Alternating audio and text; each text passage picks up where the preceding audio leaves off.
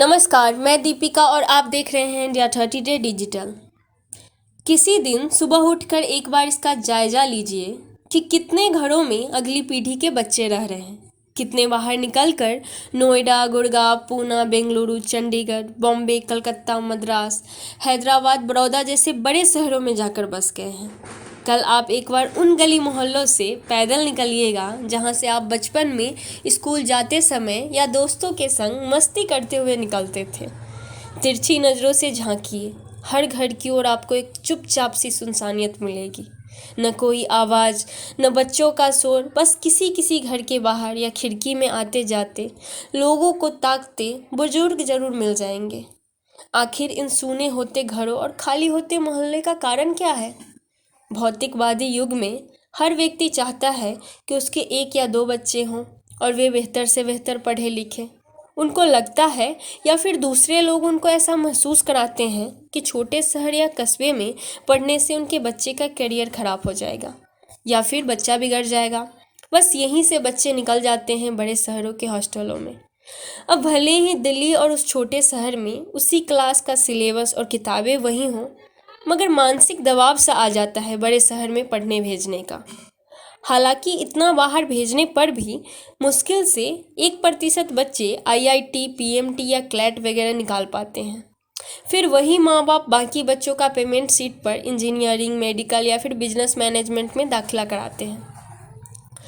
4 साल बाहर पढ़ते पढ़ते बच्चे बड़े शहरों के माहौल में रच बस जाते हैं। फिर वही नौकरी ढूंढ लेते हैं, सहपाठियों में से शादी कर लेते हैं।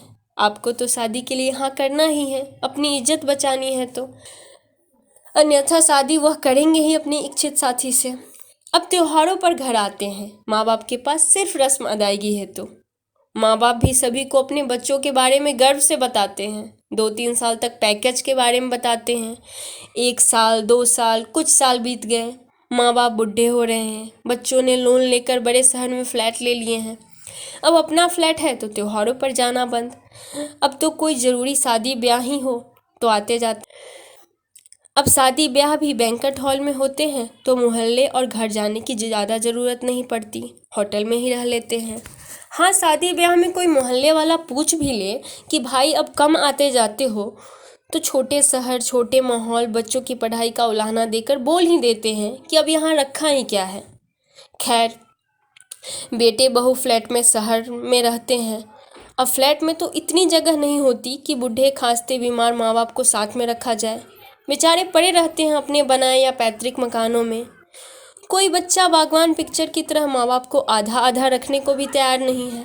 अब साहब, घर खाली का खाली, मकान खाली का खाली और धीरे धीरे मोहल्ले भी खाली हो रहे हैं। हर दूसरा घर, हर तीसरा परिवार, सभी के बच्चे बाहर निकल गए हैं।